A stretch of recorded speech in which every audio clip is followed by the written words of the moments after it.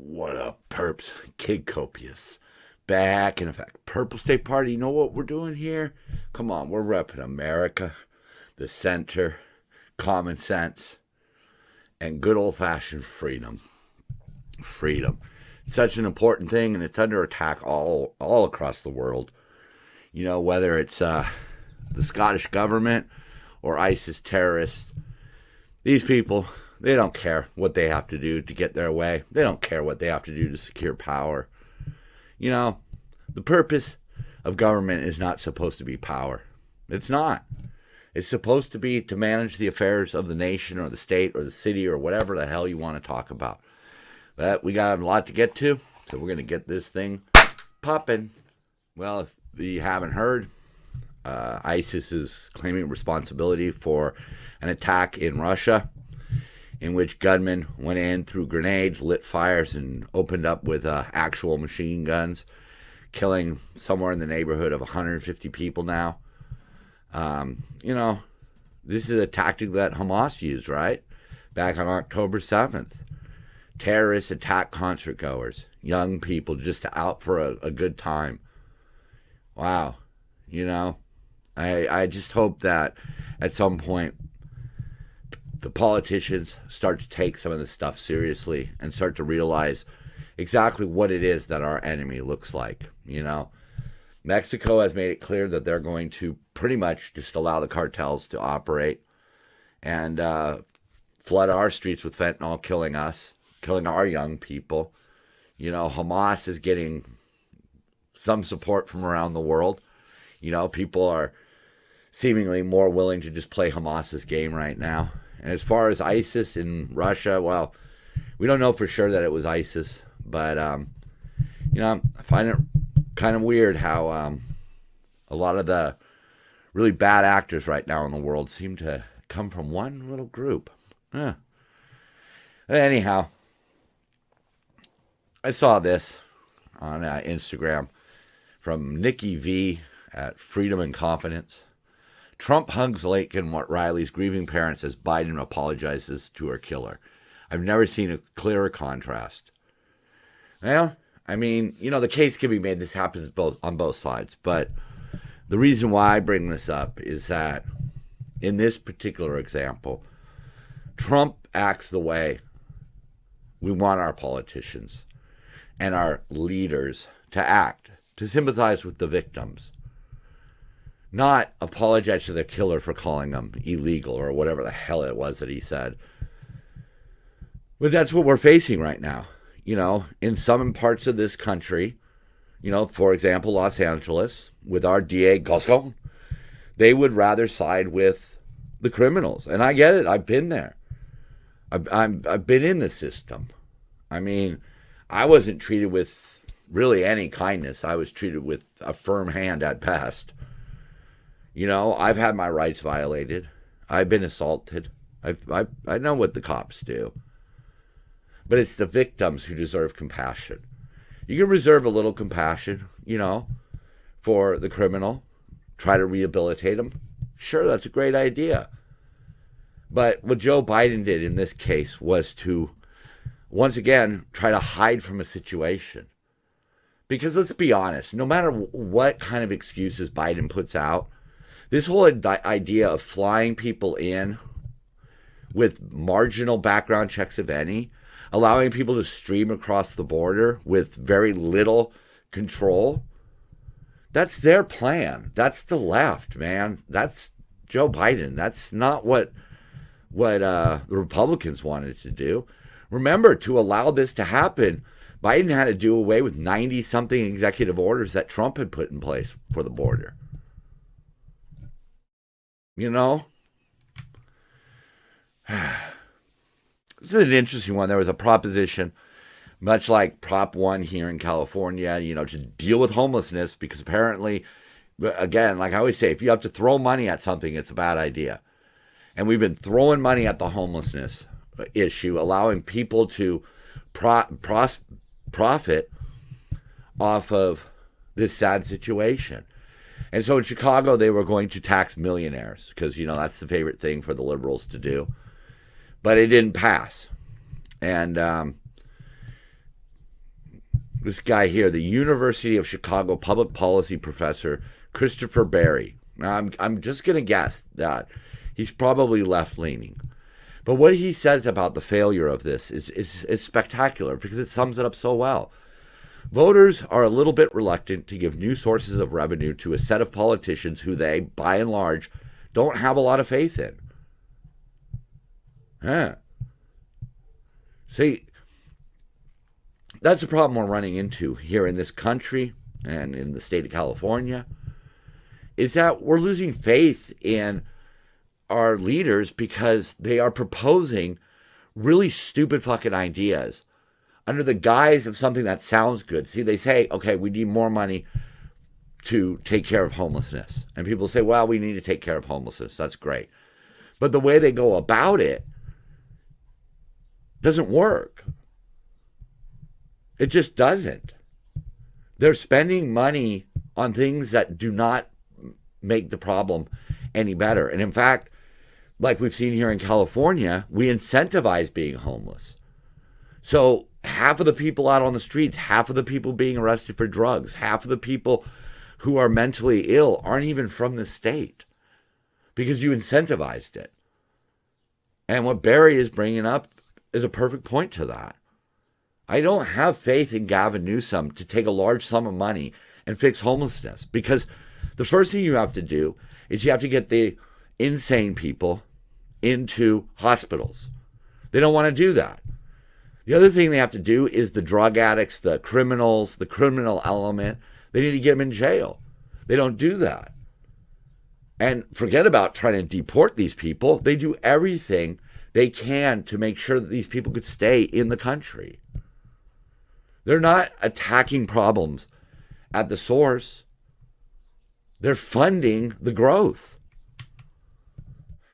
One of the reasons why Americans are losing faith in their leaders, it could be illustrated by this Bronco cartoon. I love the flag in the back there, the hammer and banana.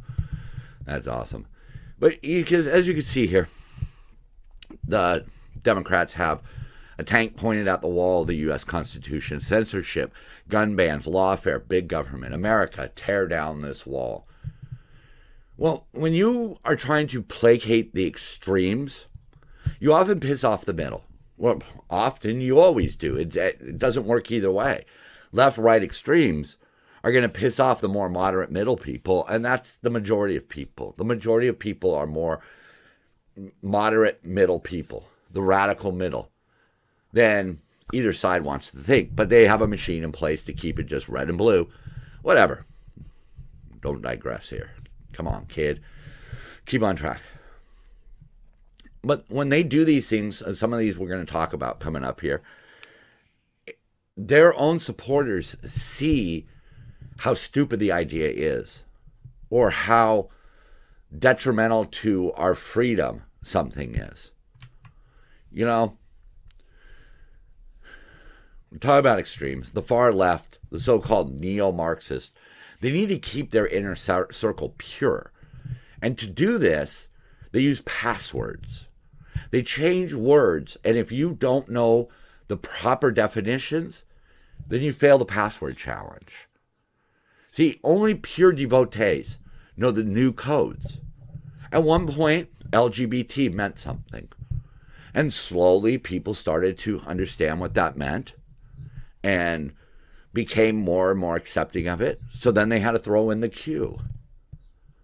So if you didn't know the Q had been added, you're not in the club. And when people learned about the Q, it stretched into an entire word, basically. They added on the QIA+. I try to understand what those mean. I don't really. I use the first one. I'm not a pure devotee of the extreme left, so I don't use their passwords. But recently I came across a new one. DEI. Diversity, equity, and inclusion. Okay, great. Philosophically, that's a great thing, but it's also a password. And if you want to be a member of this club, they have updated that to be DEIB. What does the B stand for? Belonging.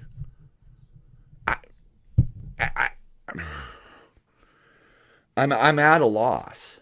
I work around people of all different races, nationalities, diversities, whatever. I see people getting along. But, let's throw in the B. Why? Because only the people who are really in that inner circle, the truly brainwashed people, know to add the B. And that's how you keep it pure. And another way they do it is to do this game called It's Never Enough. It's not enough that people started to accept trans people. No. You have to believe that they are. And that is what has led to biological men in locker rooms, bathrooms, prisons, women's sports. If this was happening to men, it'd be a totally different ballgame. But it's not. It's happening to women. So it's not good enough that you accept trans people, accept their right to be who they're going to be, to live their best self. No. You have to take it to an extreme. You have to believe that they are that thing, whatever they are that they identify as. And see, that's another thing. Self-ID. That's fine if you want to self-ID. But at certain points in life or in our society, there need to be some ground rules, some sort of parameters. But no. And if you don't believe that, you're a transphobe. Whether or not you are, you must believe every single thing that these people say. And to accomplish their goals, look how far they're willing to go. They're just sacrificing women's rights. That's for damn sure. Now, if you speak out against that, they can imprison you in Scotland. They already censor us on social media. They already are oppressing third parties. And they want to suspend our Constitution. And the thing I want to know from the left, the far left, the extremists, even just a plain old Democrat, if those ideas were so good and achievable, then why do you need lawfare? Why do you need to lie about things? And why do you need to threaten, intimidate, shut down, suspend, censor, imprison? If your ideas are that good, people would embrace it. And if it's not, then it should go away. But instead, it turns into a big giant battle. You know what they're doing in Scotland about hate? Okay. Certain posts are clearly hate. And they really don't need to be on social media. And I get that. Advocating the death to fill in the blank. It's not cool. I get that. But what about the gray areas? Is political opposition hate? I mean, you can make the case that Republicans hate Democrats, right? So where they draw the line is what's really important with this. What do they consider as hate? For example, look at the case of J.K. Rowling. Never advocated hate, advocated common sense. But that common sense got labeled as hate. And now she's in the middle of a firestorm. See, for most of us, especially Americans, we don't have to worry about Scotland right now. But this is what the extreme left wants. They want censorship. They want to imprison political opposition. See, that's the problem. That's what cuts to my core. They are willing to imprison political opposition. That is dictatorship. That is communism. That is tyrants. This country was not founded to become its own tyrant. George Washington stepped down as president because they did not want another tyranny. And that's what we're going to go back to. And I hate to burst the bubble of the people on the left, but once you've achieved that, you will regret it. And you already know. Search inside yourself and you already know that's true. Look how many decisions we are already regretting. But another tactic that the far left really uses, and I think this has pretty much been proven by history, Democratic state senator doesn't get her way, so she threatens riots, gloves out. And what this was about was in Memphis City, passed an ordinance preventing police from conducting pretextual traffic stops. In other words, pulling people over for a broken taillight. But there was a new bill that would prevent local officials from introducing policies or ordinances that limit the ability of police to properly fulfill their duties. Since voters elected not to empower a sufficient number of lawmakers with this lady's leftist worldview and kill the bill, she threatened alternative means of getting her way. This is Charlene Oliver. Yeah, we're going to fight. Dr. King said that the riots are the language of the unheard. You ain't seen nothing yet, she says. If you keep silencing us like this, what do you think our district's going to do? We've had it up to here. Gloves off. I think she means gloves off, but whatever. Riot. Another crazy person speaking out. See, this is the left again. Ketanji Brown Jackson, concerned First Amendment is hamstringing government from censorship. She's a Supreme Court justice. You think Kavanaugh's bad because he helped to outlaw Roe versus Wade, which I do think was kind of a bad idea because then the Republicans really showed their true colors, blah, blah, blah, blah. But anyhow, back to Ketanji here, okay? She warns right to free speech could lead to people speaking freely.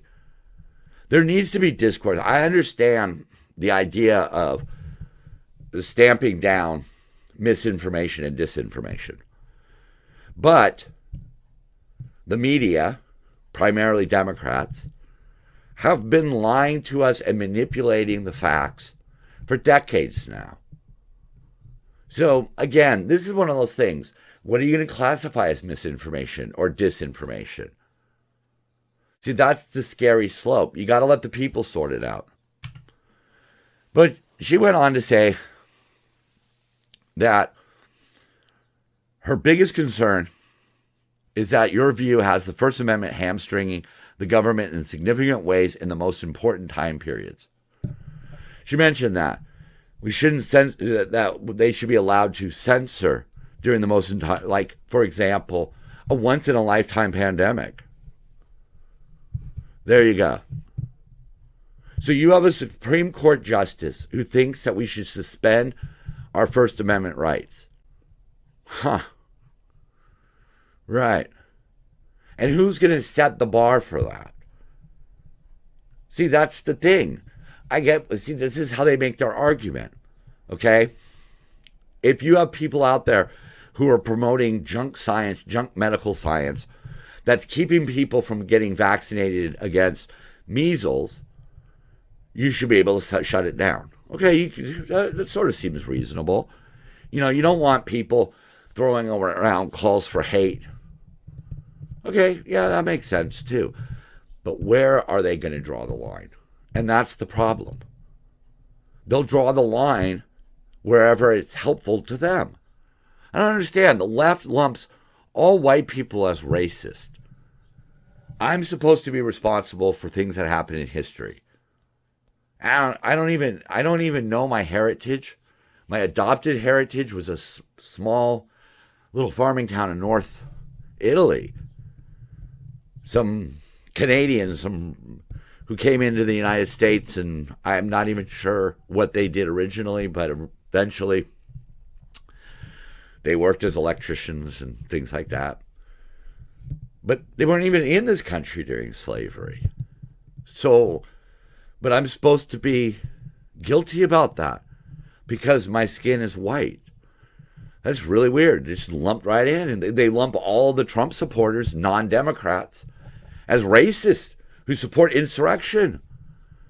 But then when it suits their cause, when it comes to Gaza, they act like Hamas is Hamas, not Gaza. I don't understand it. I do not understand it. But I guess somehow these people who would burn their clubhouse down are welcome into the club. And they're supported. But What if? What if the reason why so many people are supporting Palestine and putting pressure on Biden and voting like they did in Minneapolis, like no confidence or whatever it was?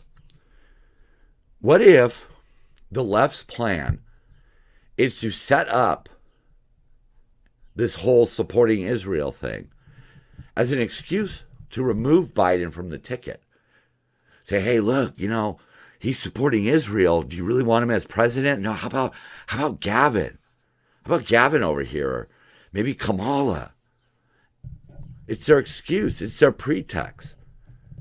This is their false flag right now. This is allowing them to heap hate on Biden.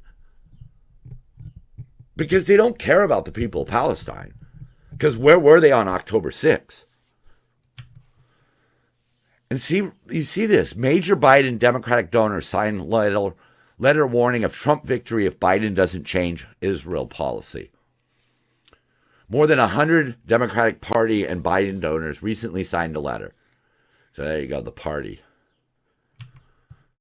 They blasted the current president for supporting Israel's war effort in Gaza and the country's prime minister, Benjamin Netanyahu. Regrettably, President Biden has provided what appears to be unconditional support for the Israeli operation, it reads. Yeah, see, they're gearing up. That's going to be their excuse. They signed a letter demanding Biden to push for a ceasefire, which would benefit Hamas, in Israel's war, and slamming him and Vice President Harris for ignoring the pleas of the American people.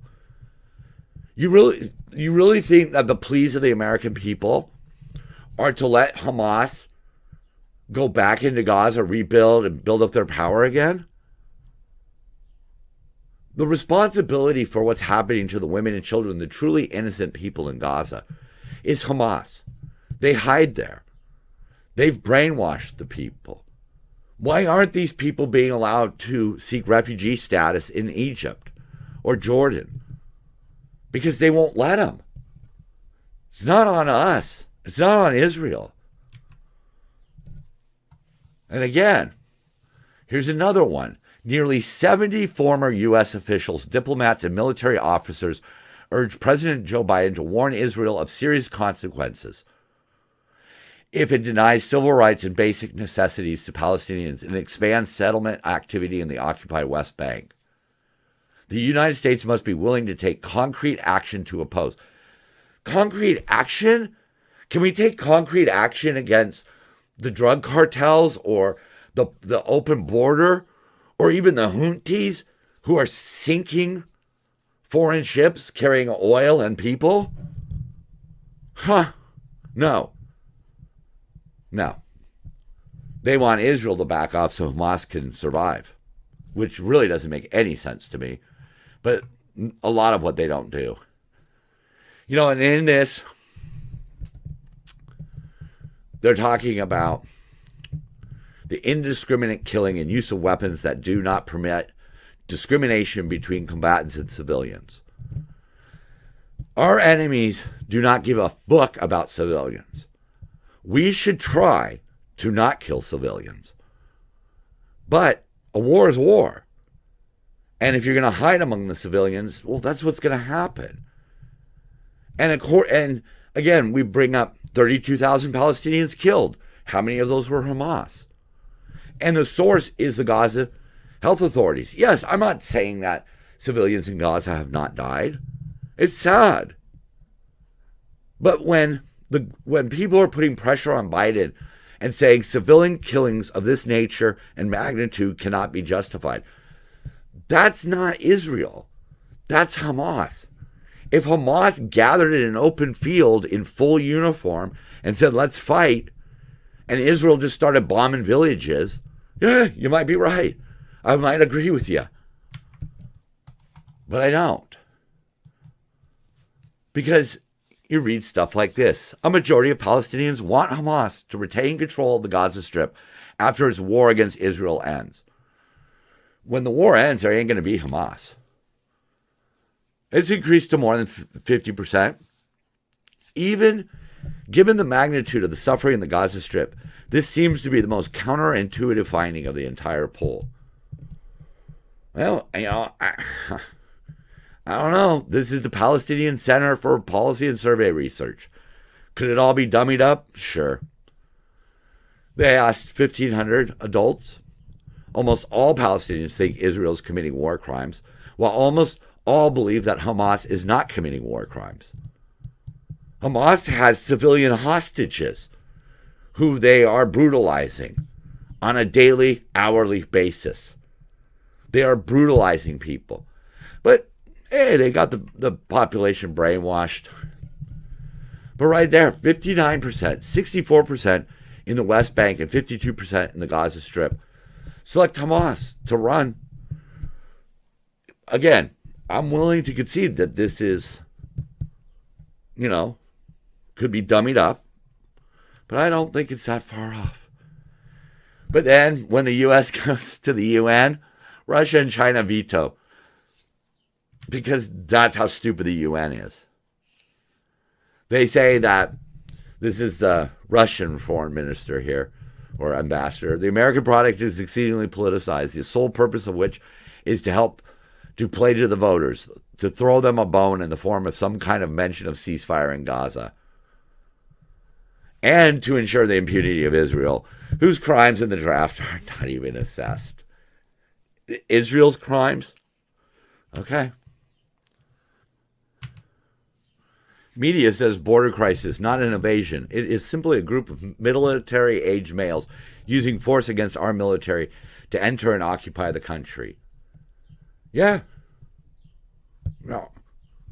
This is an invasion. We've added 30-something states worth of population since Biden took office. And even if a small fraction of them are just here to glom off of our social system or to commit crimes or whatever it is. We recently saw that down in Orange County. We have robbery tourists, people who come into the country on these visas, do a bunch of fucking theft, and then flee back to their country. Or simply just send the stuff back to their country, sell it here, send the money back to their country.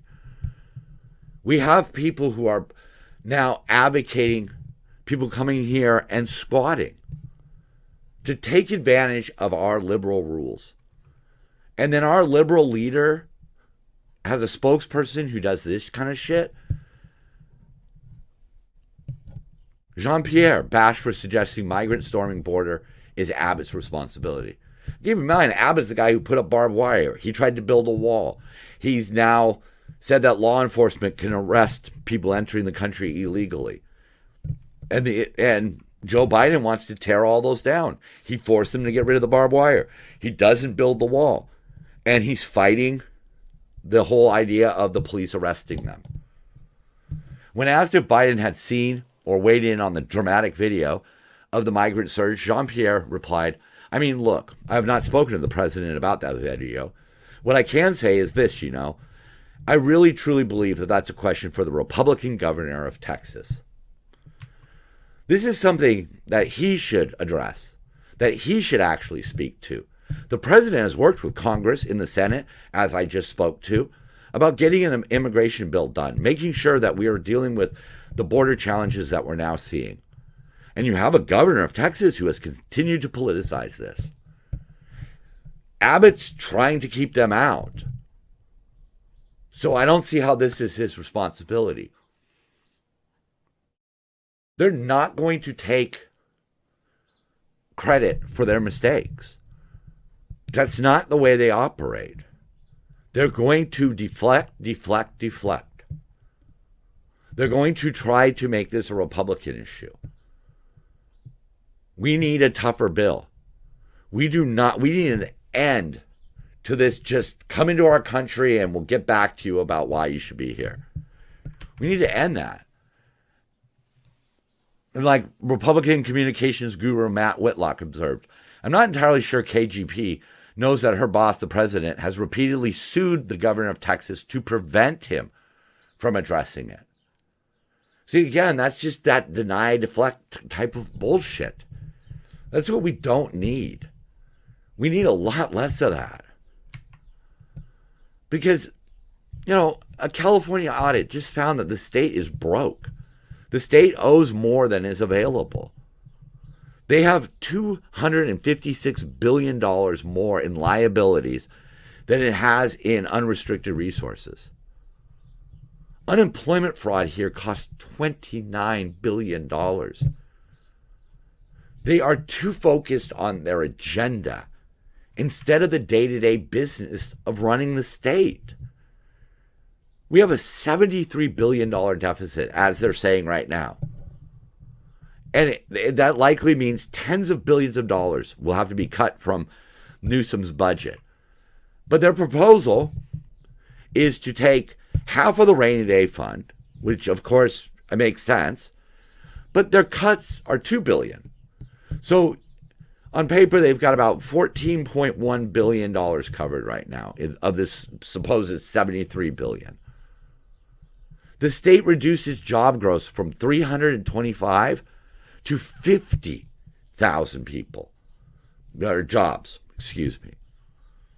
They are not even remotely trying. They've expanded taxpayer-funded Medi-Cal to all illegal immigrants, incentivizing being illegal, being homeless. Come to California, we'll give you money that we don't have. Citizens will have to suffer for this. DMVs, libraries, government services are going to get bogged down. But they're not going to cut their pet projects. I mark my words, they are going to try to give that stupid ass bullet train $100 billion. Even though we have a $73 billion deficit. And that's probably going to go up.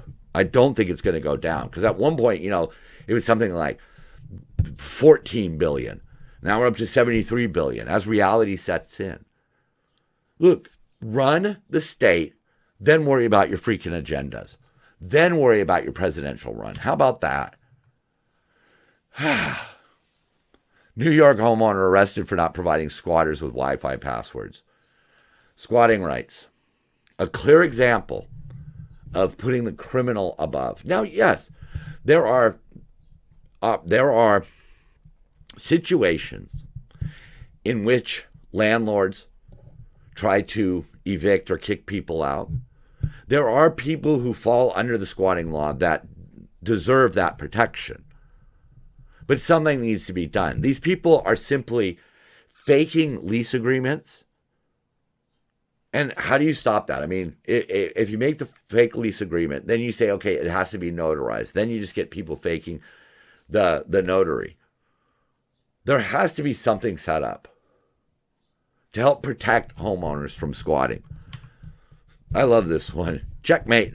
Trump sneaks back into White House, invokes squatters' rights. That's awesome. Man playing video games with his mind claims he's only losing because he's got a Mad Catz Neuralink. You got to be a gamer to get that one, but Mad Catz was a cheap knockoff brand of joysticks. So this is an old one, and my guess is that this guy Ben Grimes, and I didn't look him up, I don't give a shit, but I bet you when he posted this in 2017, he was probably referring to, I'm just going to guess, he was probably referring to Trump. But remember when Dan Quayle misspelled potato and everybody was like, that's a good enough reason for him not to be president. We should be like that again.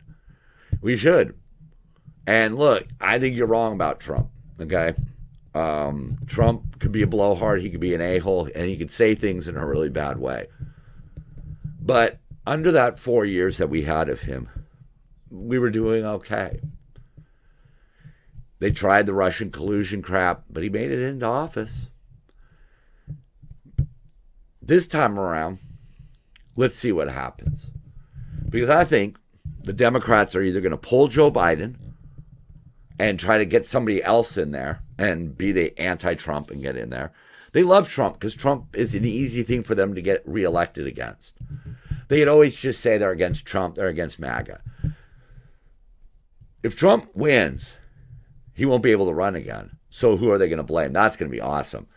The Democrats are going to have to find a new scapegoat.